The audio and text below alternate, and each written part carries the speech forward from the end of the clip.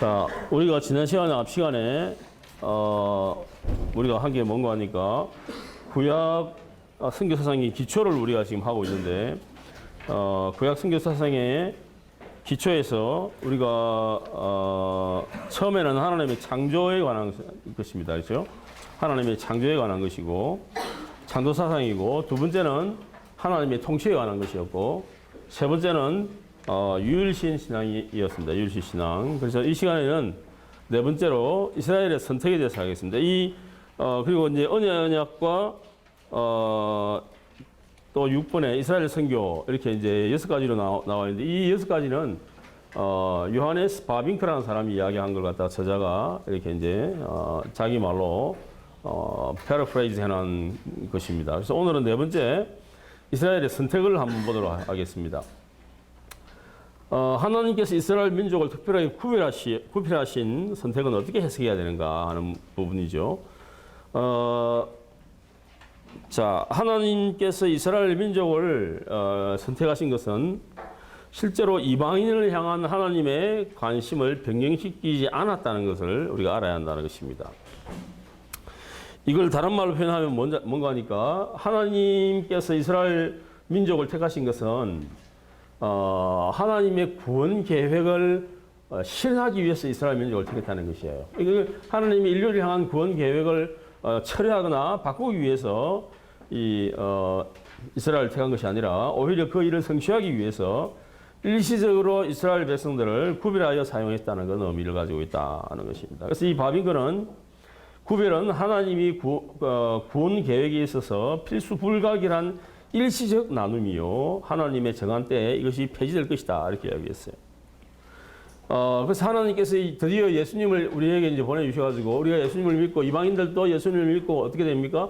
구원을 받는 일에 구원을 받는 일이 생기게 되죠. 그렇게 되면서 이스라엘을 구별하신 일이 이제는 영적 이스라엘로, 아브라함의 후손으로 이제 이렇게 되었단 말이죠. 그래서 전 세계에 23억이 넘는 이제 영적인 아브라함의 후손들이 생긴 거예요. 지금 이제 생겼는데, 지금 현재로서는 중동 땅에 이스라엘이 만들어졌다는 것 외에 이제는 더 이상 이스라엘을 선택하셨다는 말의 의미가 구약적인 그런 의미로서 이제는 통하지 않는다. 이제는 오히려 예수 그리스도를 통해서 하나님을 믿는 사람들이 이제 영적인 아브라함 후손으로서 이 포도나무에 젖보침을 받았다, 감람나무에 젖보침을 받았다, 이 로마서에는 그렇게 이제 표현을 하고 있죠. 그래서 이제 우리가 예수 그리스도를 통해서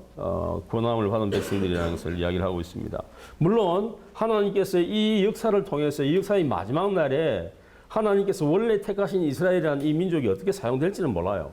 그러나 지금 현재 예수 그리스도께서 오시고 난 이후부터는 이 구별이 폐지되었다, 그렇게 이제 볼 수가 있습니다. 그러므로 이스라엘은 주변 민족과 세상 앞에서 하나님께서 맡겨주신 특별한 역할을 수행하면서 역사적 노정을 이제 걸어왔고 이제 앞으로 걸어갈 것입니다. 바빙크는 하나님께서 이스라엘 백성에게 맡겨주신 역할에 대해서 어떻게 말을 하고 있느냐. 이스라엘의 역사는 다른 나라에는 의미 없는 하나의 독특한 역사라기보다는 하나님이 다른 나라를 다루시기 위하여 사용한 역사다, 이렇게 이야기를 하고 있습니다. 그래서 이스라엘 백성을 택한 이유는 그 이스라엘 백성을 통해서 모든 열방에게 하나님의 살아계심과 하나님만이 유일하신 신이시다는 사실을 알리기 위해서 이스라엘이라는 백성을 택했어요. 그것이 이제 출애굽기 19장에 나오는 그 너희를 제사장 나라로 삼겠다라는 말의 의미다라는 것을 우리에게 알려주고 있다는 것입니다. 그래서 이 이스라엘 백성은 이 역사가 흘러가는 동안에 그들이 당했던 모든 사건들은 하나님께서 온 세상을 구원하시려는 커다란 선교 계획 속에 포함되어 있다, 그렇게 얘기를 할 수가 있습니다. 자, 이 오스카 쿨만이라는 사람은 어떻게 이걸 설명을 하고 있는가 하니까, 이제 오스카 쿨만이라는 사람은 이렇게 설명을 하고 있습니다. 오스카 쿨만이라는 사람은 이 역사의 중심에 예수 그리스도가 자리 잡고 있다. 예수 그리스도를 이렇게 표현합시다. Jesus Christ인데 이렇게 이제 표현합시다. 자, 그러면 이 하나님의 창조를 통해서 이 세상을 하나님께서 이제 만드시고 하나님께서 창조하시고 난 이후에 이스라엘 백성들을 통해서 온 열방에게 살아계신 하나님을 증거하려고 했단 말이죠. 그런데 이스라엘 백성들은 여기서 이제 실패하죠. 그래서 하나님께서 이 남은 자를 통해서 하나님의 구속의 역사를 이루려고 이제 했습니다.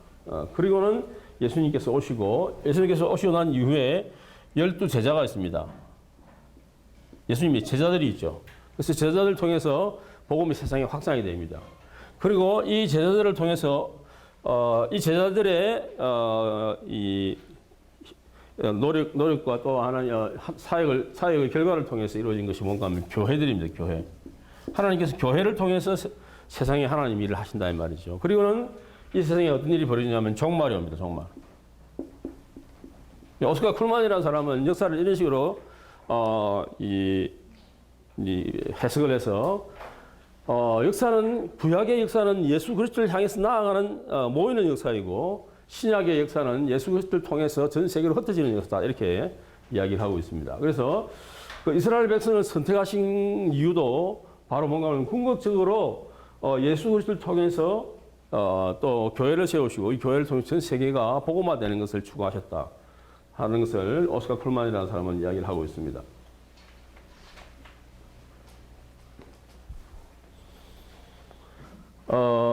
이러한 관점에서 이스라엘의 선택은 이스라엘 백성만을 위한 것이 아니고 열방을 구원하시는 하나님의 도구로 선택받은 것을 봐야 한다. 그렇게 우리가 얘기를 할 수가 있습니다. 다른 말로 말하면 이스라엘은 어떤 존재냐? 축복의 통로로서 부르심을 받았는데 참 불행히도 이스라엘은 이 축복의 통로로서 역할을 잘 감당하지 못했어요. 바빙크가 얘기를 하고 있는 다섯 번째 내용은 뭔가 하니까 은혜 언약이라는 것입니다. 은혜 언약. 자, 이 은혜 언약과 대비되는 것이 아담을 선택한 행위 언약입니다. 그렇죠? 옛날에는 어떤 율법을 행함으로써 우리가 구원받는 걸로 생각했어요. 그러나 이제는 뭡니까?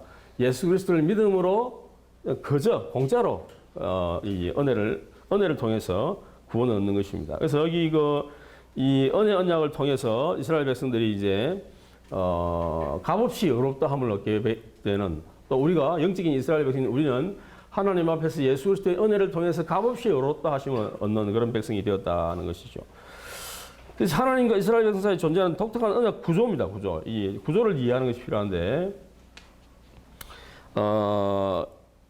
자, 이 하나님께서는 모세를 애굽에서 노예처럼 살고 있는 이스라엘에 보내가지고 너희로 내 백성을 삼고 나는 너희 하나님이 되리니 나는 애굽 사람의 무거운 짐 밑에서 너희를 빼어낸 너희 하나님이 여호와인 줄 너희가 알 것이다. 이렇게 이제 얘기를 하고 있습니다. 그래서 하나님께서 이스라엘 백성과 언약을 맺습니다. 하나님께서 이스라엘 백성과 언약을 맺을 때 노아의 언약도 있고 그다음에 아담과 맺은 언약도 있고 노아와 맺은 언약도 있고 아브라함과 맺은 언약도 있고 언약이 여러 개 많이 있잖아요. 다윗과 맺은 언약도 있고 많이 있는데 예를 들어서는 아브라함과 맺은 언약을 한번 생각해 봅시다. 아브라함과 맺은 언약. 아브라함과 맺은 언약에 보면요, 이 아브라함이 이 산에 올라가서 이제 짐승을 이제 죽입니다. 짐승을 죽이면요, 일단 옛날 이 고대 중동 사회에서 언약은 어떻게 체결하는 거니까 예를 들어서 짐승을 두 개로 갈라 놓으면 약한 쪽이 그 짐승 사이로 지나갑니다. 짐승 사이로 지나가요. 약한 왕이 짐승 사이로 지나가면 그걸 뭘 의미하는 거 하니까 그 강한 왕과 약한 왕 사이에 언약을 맺어서 이제 약한 왕이 그 짐승 사이로 지나갈 때 그건 무엇을 의미하는 거 하니까 만일 우리 약한 나라와 약한 왕이 언약을 깨면 어떻게 되느냐? 이 짐승이 쪼개진 것처럼 우리가 다 죽을 것이라는 의미예요. 그런데 아브라함과 하나님께서 맺으신 언약을 보세요. 짐승을 아브라함이 다 가운데 쪼개놨어요. 이 새는 작으니까 못 쪼개고 이렇게 나눴는데 쪼개놨는데 그 사이를 누가 통과합니까? 하나님이 통과하신 하나님. 저 해질 무렵에 하나님께서 그 짐승 사이를 지나가시는 거예요. 이게 무슨 말입니까? 내가 너희와 언약을 맺어서 강한 자가 하나님이 강한 자 아닙니까? 그죠? 강한 자가 지나가지 아니하고 원래 약한 자 아브라함이 지나가야 되는데 그곳에 아브라함이 지나가지 아니하고 하나님이 지나간단 말이에요. 하나님이. 그 말은 무슨 말이냐? 내가 너희와 언약을 맺는데 만일 언약을 깨트리면 내가 주겠다는 거예요. 내가 주겠다. 그래서 하나님께서 이스라엘 백성이 언약을 깨뜨리셨음에도 불구하고 예수님을 이 땅에 보내가지고 예수님이 대신 죽게 만들어 주셨잖아. 그게 바로 뭐냐면 은혜 언약이라는 거예요. 은혜 언약이라는 내용이. 조금 여러분들에게 어려운 내용이긴 합니다만은, 그러니까 이것이 뭔가 하니까 원래 인간이 죄를 범해가지고 그 죄의 대가가 이제 죽음인데, 사망인데, 죄의 대가를 받아야 할 사람은 우리인데, 우리 대신 누가 죄의 대가를 받는가 하니까 하나님의 독생자이신 예수 그리스도께서 죄의 대가를 받는다 이 말이죠. 그게 바로 뭔가 하니까 은혜 언약이에요. 은혜 언약. 그래서 여기 이 은혜 언약은 어느 민족에게나 보편적으로 나타날 수 있는 사실이라는 것을 우리는 인정해야 한다. 예수 그리스도를 통해서 우리에게 이제 언약이 이제 주어지는데, 바빙크가 또 이렇게 이야기를 합니다. 만일 여호와께서 그가 이스라엘과 맺으신 언약을 통해 이스라엘의 하나님이 되신다면 다른 나라들도 언젠가는 그 언약에 참여하게 될 것이라는 생각은 가능하다. 이렇게 얘기를 합니다. 왜 그런가 하니까 이스라엘만이 하나님에 대해 독점적 권리를 가지고 있는 것이 아니라 그 나라의 특별한 위치도 단지 하나님의 은혜에 의존하고 있을 뿐이라는 것이다.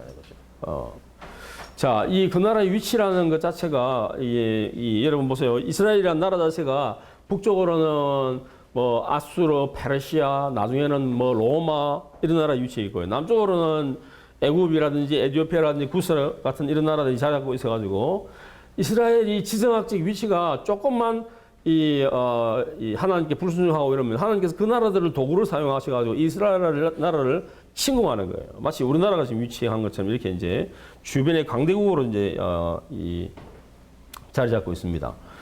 그런 가운데 이스라엘이라는 조그마한 나라가 위치해 있는데 그 이스라엘 나라가 존속하는 것도 결국은 무엇에서 존속합니까? 하나님의 은혜로 존속한다 이 말이죠. 조금만 하나님께 불순종하고 하나님을 의지하지 아니하면 이스라엘은 망할 수밖에 없는 그런 지정학적 위치를 차지하고 있다는 것이에요.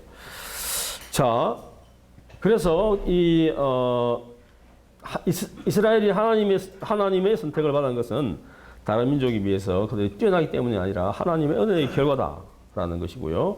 따라서 하나님께서 이스라엘과 맺은 은혜 언약은 어느 민족에게나 보편적으로 나타날 수 있는 것이라는 사실을 우리는 또 인정해야 한다는 것입니다. 이것이 이제 하나님과 이스라엘 사이에 맺은 은혜 언약이고, 그것이 바로 이스라엘의 그 선택은 그 은혜 언약으로 선택받았다는 것을 보여주고 있다는 것입니다. 여섯 번째는 이스라엘이 당했던 모든 일은 그들이 하나님을 민족적으로 체험한 역사였다.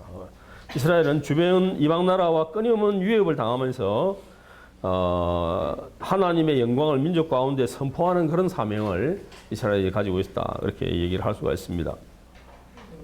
그런데 이스라엘은 우리가 구약 성경을 통해서 잘 아는 바와 같이 이런 하나님의 제사장의 나라로서 역할을 잘 감당하지 못해요. 그래서 결국은 나중에 이제 이 북왕국 이스라엘은 아수르의 포로로 잡혀가고 남왕국 유다는 바벨론의 포로로 잡혀가게 되는 것이죠. 이렇게 이제 이 이스라엘이 어려움을 당하게 됩니다. 자, 그들이 무슨 일을 당하든지 진정으로 추구해야 할 것은 뭐냐면 온 세상이 여호와 하나님만이 주님이시요 참되신 하나님이심을 알리시는 선포행이다. 알리는 선포행이다라고 할 수 있는데, 불행히도 이스라엘은 이 일을 잘 하지 못하고 오히려 자기들이 우상에 빠지는 그런 어리석음을 이 함정에 빠지고 말았다는 것이, 이거는 오늘날 살아가고 있는 우리 그리스도인에게도 마찬가지입니다. 우리 그리스도인은 어떤 사람이다? 나중에 나오겠습니다. 창세기 12장에 의하면 내가 너로 인하여 모든 민족이, 모든 족속이 복을 얻을 것이다. 이렇게 이제 얘기를 하고 있는데, 하나님께서 우리를 먼저 예수님을 믿고 구원받은 백성으로 택해 주신 이유는 우리를 통해서 이 구원이라는 놀라운 축복이 다른 사람들이 흘러나가게 하기 위해서 만들어 주셨다는 사실이에요. 그런데 오늘날 많은 그리스도인들이 이 사실을 잊고 있어요. 오히려 세상 사람들보다 더 악한 그런 모습으로 우리가 살아가고 있는 것을 우리가 알고 있습니다. 우리가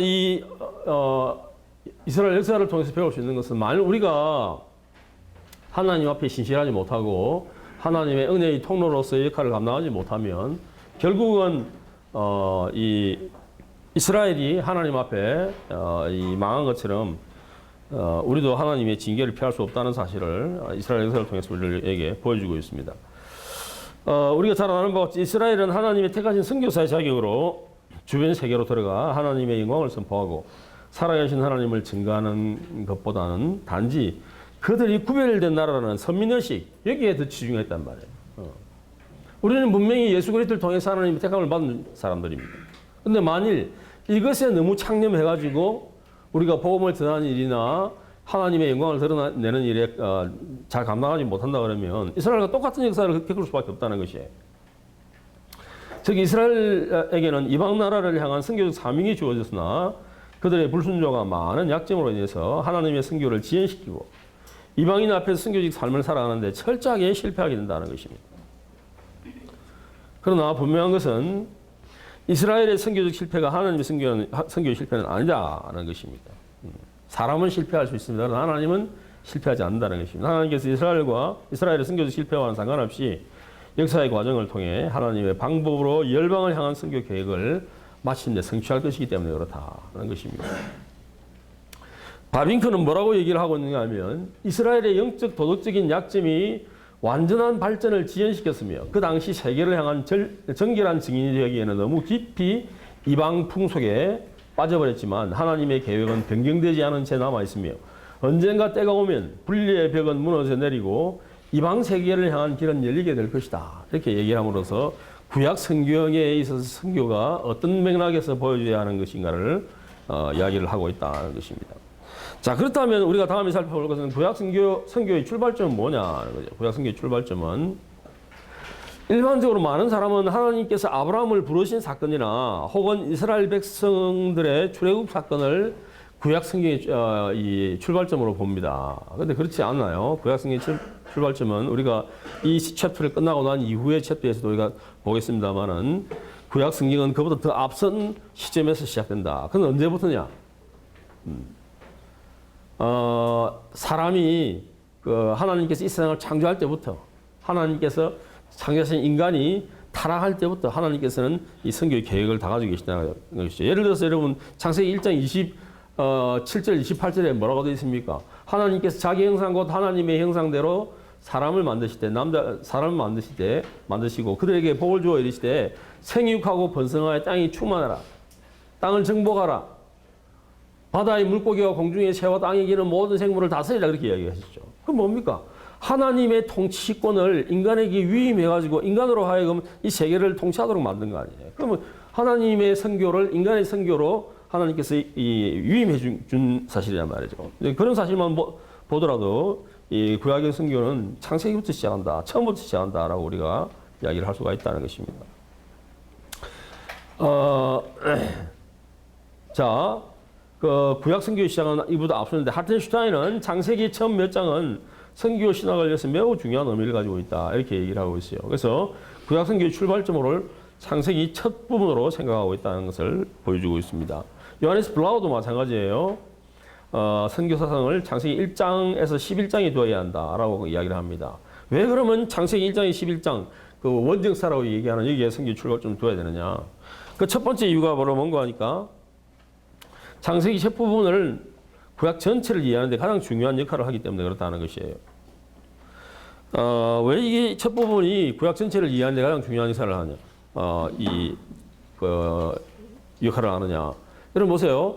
이 세상이 어떻게 만들어졌고 또 이 세상에 존재하는 인간이 어떻게 만들어졌는가를 알아야지 하나님의 행동의 시작을 알 수가 있지 않습니까? 그렇죠? 그러니까 이 세상의 처음 시작과 인간의 창조를 알리는 것이 어디서부터 나타나는 거 하니까 창세기 1장부터 11장 사이에 나타난단 말이에요. 그래서 인간의 창조와 이 세계의 창조와 인간의 창조 그리고 인간의 타락, 살인의 역사 그렇죠? 그리고 이 바벨탑의 사건, 노아 홍수, 바벨탑의 사건 이런 걸 통해서 인간의 이 처음 역사가 어떻게 진행되었는가를 알아야만이 인간의 현 상태를 이해할 수 있기 때문에 창세기 1장에서부터 선교가 출발해야 한다는 것을 이야기를 하고 있다는 것입니다. 요하네스 블라우도 창세기 첫 부분을 이렇게 얘기합니다. 창세기 처음 몇 장들은 구약의 나머지 모든 부분을 이해하는 데 결정적 열쇠이다. 심지어 성경 전체의 통일성을 이해하려는 사람을 위해서도 마찬가지다라는 것입니다. 그래서 우리가 이 창세기 1장에 11장 사이가 비록 이 장수로는 11장, 11장밖에 안 되지만 이 기간이 2000년간 계속됩니다. 물론 창조의 기사 앞에 7일 동안을 빼버리고 창조의 기사 7일 동안에 대한 역사에 대해서는 해석이 많기 때문에 그 부분 빼버리고 아브라함이 이 땅에 온 이후부터 계산을, 아담이 이 땅에 온 이후부터 아브라함까지를 계산해 보면 약 한 2000년의 시간이 지났음을 알 수가 있어요. 자, 그래서 이 첫 번째, 구약 전체를 이해하는 데 가장 중요한 부분이기 때문이다. 두 번째는 뭔가 하니까 구약 성경에 나타나는 하나님의 우주적이고 보편적인 목적을 이해하려면 이곳에서 시작하지 않을 수가 없다는 것이에요. 그래서 코넬 고너는 창세기 처음 11장은 그 범위에 있어서 철저히 우주적이다 이렇게 얘기를 하고 있다는 것입니다.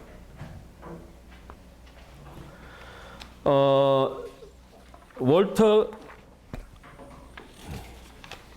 카이저는 구약에 나타난 선교 사상을 이해하기 위해서 창세기 1장에서 11장을 처음 다루어야 하는 이유로 창세기 첫 부분은 구원의 범위에 있어서 세상 전체를 다루기 때문이다. 그렇게 얘기를 하고 있습니다. 세 번째, 이 구약 첫 부분을 선교의 출발점으로 삼아야 할 이유는 바로 뭔가 하니까 이미 여기에 전 인류를 향하신 하나님의 선교적 관심과 비전이 나타나 있기 때문에 그렇다는 거죠. 우리가 잘 아는 바와 같이 창세기 기자는 창세기를 기록하면서 처음부터 히브리인들의 역사로부터 시작하지 않고 인류 전체의 역사를 다루기 시작합니다. 이걸 하나님의 보편성이다 이렇게 얘기를 하는데 이 하나님의 보편성 이야기가 먼저 다뤄지고 난 이후에 특수성에 관한 이스라엘을 선택한 하나님의 특수성에 관한 부분이 등장하기 때문에 창세기 초반 부분이 중요하다는 것입니다.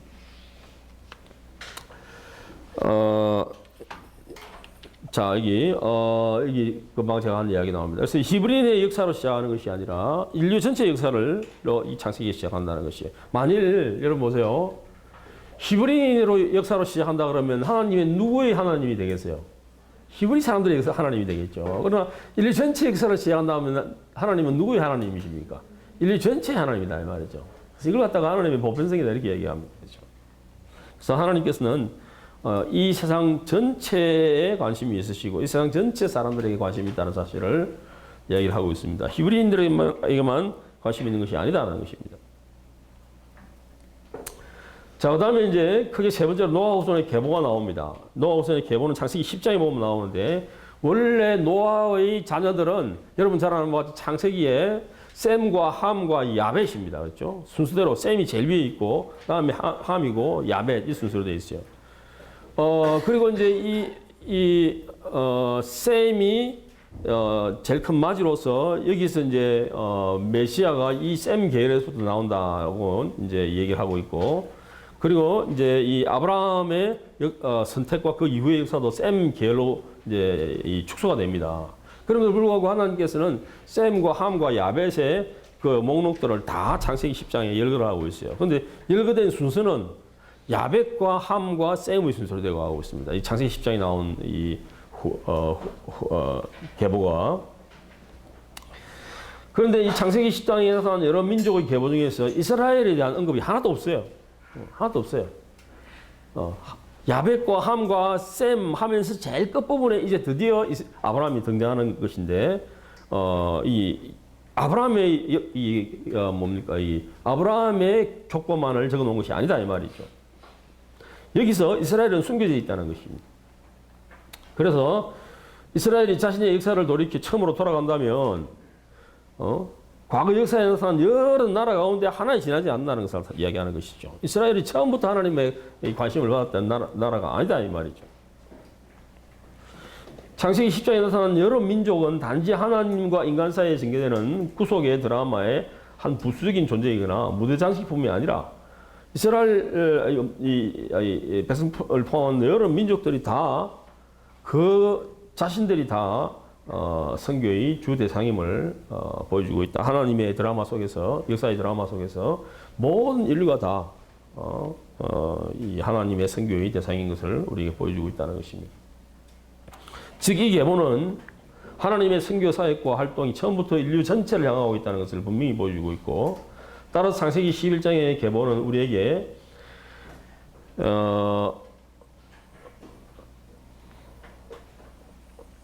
우리에게 모든 사람의 하나님으로서의 상황, 즉 온 세계가 하나님께 속해 있으며 하나님의 구속 활동이 전개되는 영역으로서의 역사를 이해하지 않고서는 결코 세계를 바라볼 수 없다 하는 것을 우리에게 가르쳐주고 있다는 것입니다. 그래서 우리가 창세기 1장에서 11장 사이의 내용을 보면 여기에는 이스라엘의 역사가 11장 끝부분에 잠깐 등장하고 아브라함의 선택이 계보가 좀 나와 있고, 그 이전에는 인류 전체 역사가 나와 있지 이스라엘 민족의 역사만을 이야기한 것이 아니다는 사실입니다. 다시 말하면 이스라엘은 이 세계 전체 민족들의 한 부분에 지나지 않는 것이고, 하나님의 관심은 이스라엘에만 있는 것이 아니라 이 세상 전체 사람들에게 관심이 있다는 것을 얘기해 주고 있다는 것입니다.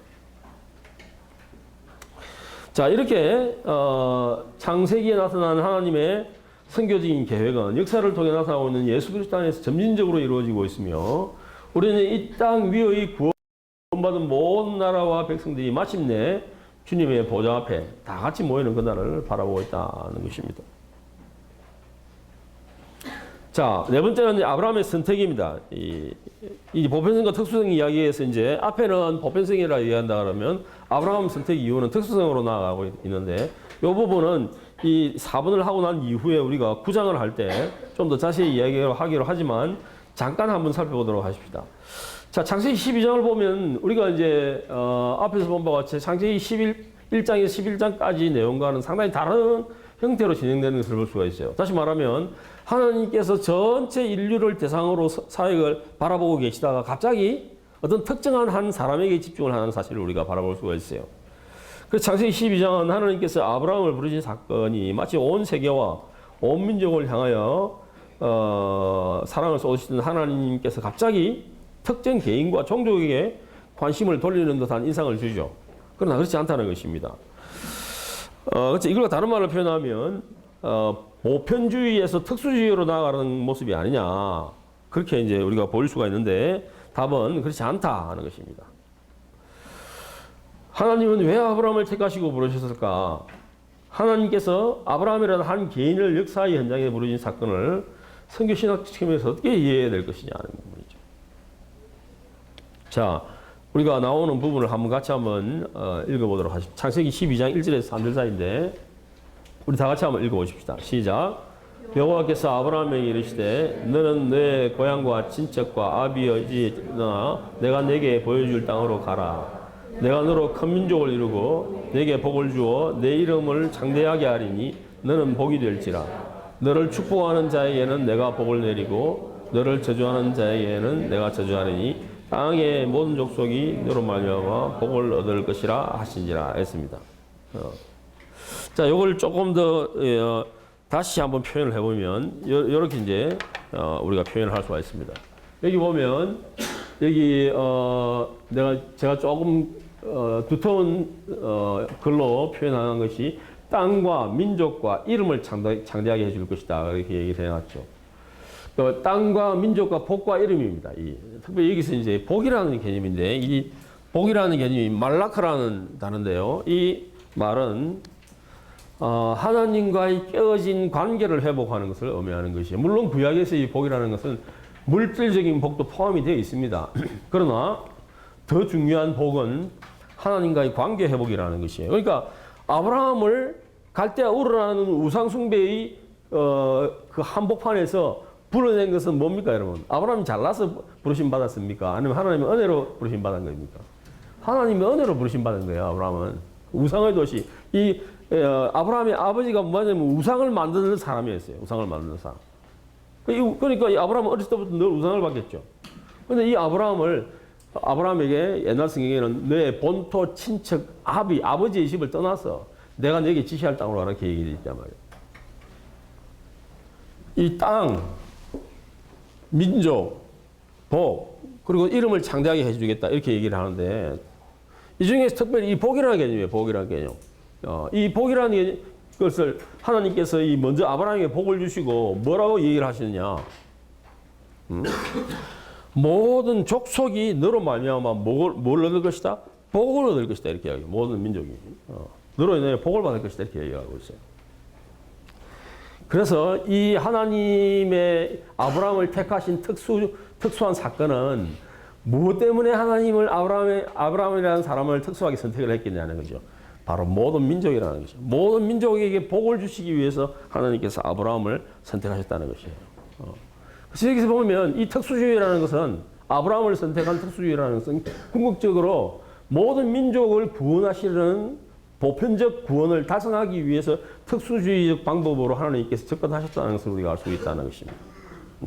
이게 바로 뭔가 하니까 하나님께서 이 아브라함을 선택한 근본적인 이유다 하는 것입니다. 우리가 생각할 때는 이스라엘 백성만을 하나님께서 지나치게 편애하시는 것이 아닌가라는 생각을 할 수가 있는데 그렇지 않다는 것입니다. 결국 아브라함을 택한 이유도 이 땅의 모든 민족에게 복을 주시기 위해서 아브라함이 먼저 복을 주셨다는 것을 우리가 알 수가 있다는 것입니다. 왜 그러면 하나님께서 아브라함을 택했느냐? 그 이유나 특별한 그를 택할 만한 이유나 장점이 있느냐? 그렇지 않다는 거죠. 우리 몇 가지 중요한 사실을 우리가 살펴볼 수가 있는데 그것은 뭔가 하니까 첫째 아브라함의 선택과 부르심은 아브라함의 장점이나 공로에 기초한 것이 아니라 철저히 하나님의 주도권에 의해서 이루어졌다는 것을 우리가 알 수가 있습니다.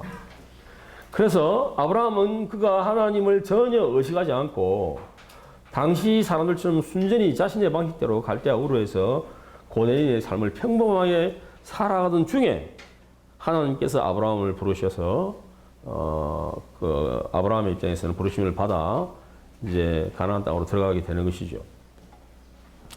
이 하나님의 선택과 부르심은 하나님의 주도권에 의해서 이루어진 것이다 하는 것이 첫 번째고, 두 번째는 뭐냐? 하나님의 선택은 특권이 아니라 책임이었다는 것이죠. 책임이었다. 특권이 아니라 책임이었다. 그래서 하나님께서 이 아브라함을 선택한 것은 아브라함을 통해서 이 열방의 아비가 되는 그런 이제 특권을 주시긴 하셨지만은 그것을 통해서 열방에게 제사장 나라가 되게 하려는 하나님의 이 목적이 거기에 이제 담겨 있다는 것입니다.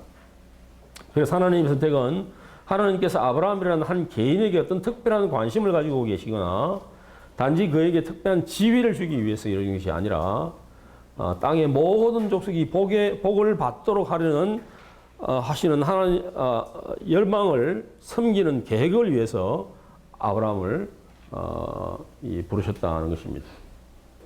그래서 아브라함은 뭐가 되느냐? 땅의 모든 족속의 복이 되어야 한다 이 말이죠. 무엇으로? 하나님의 은혜로. 하나님의 은혜로. 이제 그렇게 되어야 한다 이 말이죠. 근데 우리가 창세기를 통해 보면 아브라함이 굉장히 그런 적도 있지만 그렇지 못한 적도 있다는 것을 알 수가 있어요.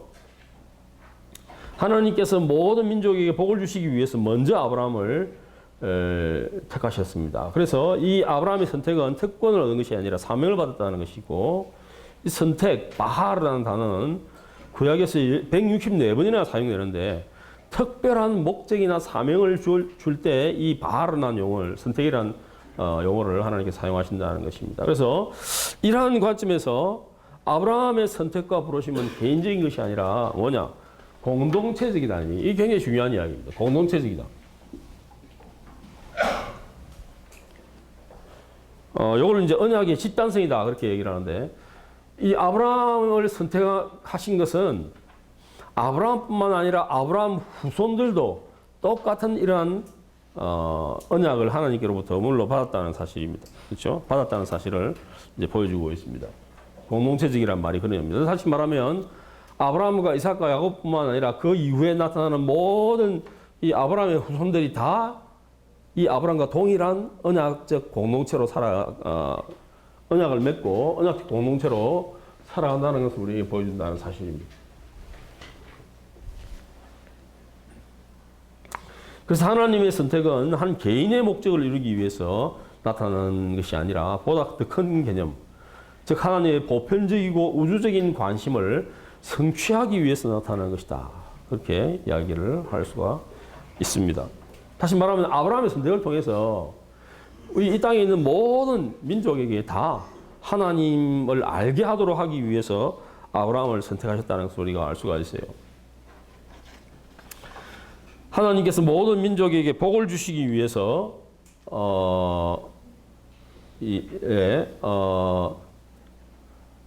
그러므로 하나님의 의지로 한 사람을 부르시는 일은 결코 작은 일이 아니며 구원의 역사에서 매우 큰 의미를 내포하고 있다. 특정한 역사의 무대와 공간에 평범하게 살아가는 한 인간 아브라함을 선택하시고 부르신 사건에 대해서 버카일은 뭐라고 얘기했냐 이렇게 얘기합니다. 하나님의 아브라함과 이스라엘 선택은 온 세상과 연관되어 있다. 온 세상과 연관되어 있다. 하나님이 매우 집중적으로 이스라엘을 엄밀하게 다루시는 이유는 그가 온 세상을 향한 그의 개인적인 관심을 유지하려고 하기 때문이다. 때가 무르익으면 세상을 향해 말씀하시기 위해 한 민족이 필요로 했던 것이다.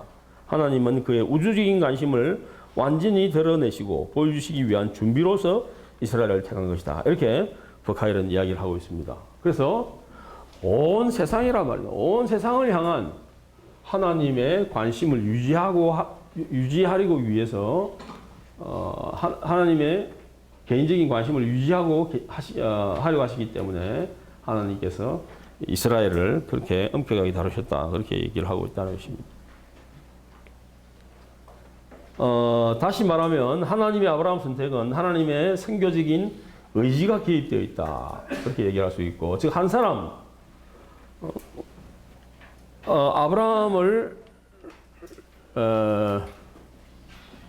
이게 조금 뭐가 즉 한 사람 아브라함을 통해 모든 나라, 모든 민족이 복을 누리게 되는 선교적 섬김을 위해 하나님께서 그를 부르신 것이다. 이렇게 얘기를 할 수가 있습니다. 월트 카이저는 어떻게 얘기하고 있느냐 하니까 아브라함에게 주어진 모든 것은 다른 사람들을 만들기 위해 나누어야 할 하나의 은사다. 이렇게 얘기를 합니다. 아까 이제 중복되는 내용입니다. 하면은 아브라함을 통해서 열방을 구원하려고 복을 주시기 위해서 먼저 아브라함을 세우실 필요가 있었고, 따라서 아브라함을 통해 한 민족을 이루시고 그의 이름을 크게 하시며 그를 복의 근원으로 삼으신 것이다. 이렇게 이야기를 할 수가 있습니다.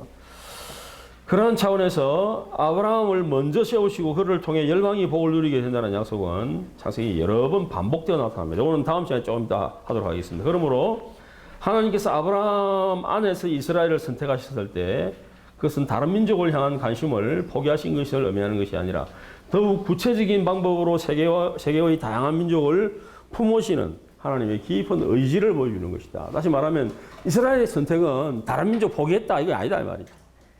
다른 민족을 구원하기 위해서 이스라엘을 선택했다. 이런 것에서 봐야 한다는 것입니다. 이에서 보면 아브라함과 그의 자손 이스라엘은 소수로서 다수를 섬기기 위해 부르심을 받은 하나님의 선교 도구이다. 이렇게 볼 수가 있습니다. 자, 여러분 보세요. 우리 한국을 한번 생각해보세요. 한국. 우리 한국이 세계에서 여러분 보세요. 대서양을 주중심으로 해가지고 이 지도를 펴놓으면요. 한국은 제일 극동의 자리에 가고 있어요. 한국이라는 나라 자체를 찾기가 힘들 정도로 나라가 작은 나라입니다. 이 나라는. 그럼에도 불구하고 하나님께서 전 세계 GDP 15위 안으로 우리나라를 만들어 주시고 전 세계 무역의 9위에 대한민국을 놓아 주셨단 말이에요. 이 나라를 통해서 하나님께서 하시고자 하는 계획이 있다 이 말이죠. 계획이. 그러니까 이걸 갖다가 뭐라고 얘기하느냐? 이스라엘은 세상을 향한 하나님의 선교사이다. 이렇게 얘기를 할 수가 있는데, 우리나라도 마찬가지다. 하나님께서 온 세상을 복음화시키기 위해서 우리 한국이라는 조그마한 나라에게 먼저 풍성한 영적인 은혜를 주었다라는 것을 우리가 생각할 수 있다는 것입니다. 오늘은 아브라함과 이스라엘을 택하신 하나님의 행위를 해석하면서 하나님이 인간을 선택하실 때 그 배후에 숨겨 있는 중요한 원칙을 발견하는데, 하나님의 선택은 언제나 보편적 성경을 위해 존재한다는 것이에요. 이걸 다른 말로 뭐라고 표현하냐? 보편적 성경을 위한 거룩한 선택의 원리다. 이렇게 고언은 부르고 있다는 것입니다. 보편적 성경을 위한 거룩한 선택이다. 그러니까 온 이 백성들을 인류를 다 섬기기 위해서 이스라엘이라는 한 백성을 선택했다 이 말이죠. 그러니까 이스라엘 백성을 선택하기 이전에 뭡니까? 이스라엘 백성의 선조인 아브라함을 먼저 선택하신 거죠. 우리 한국도 마찬가지예요, 여러분. 우리 한국도 온 이 땅에 존재하는 모든 백성들을 섬기기 위해서 우리 한국을 하나님께서 영적으로 먼저 은혜를 주셨다 이 말이죠. 그러니까 우리는 축복의 통로로서의 그 역할을 감당해야 할 그런 사명을 가진 민족이다 하는 것을 우리가 다시 한번 생각해 볼 필요가 있다는 것입니다.